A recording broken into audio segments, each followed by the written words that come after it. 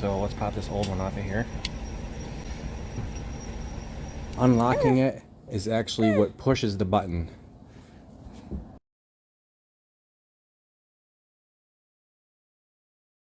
You can see that there's a little flat spot there.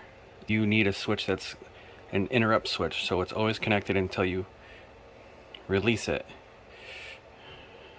So the button. So the button's in its natural resting spot when it's in that low spot.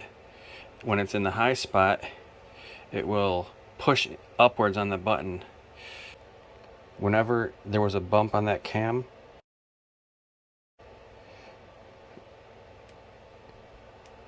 let's confirm it with the meter.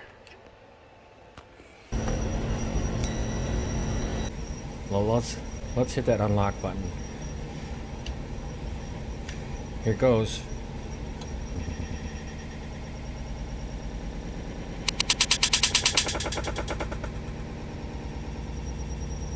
So this is the original button. So let's pop this old one off of here.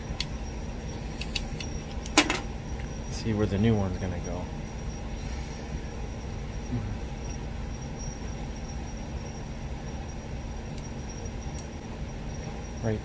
Right there, I'll drill these two holes.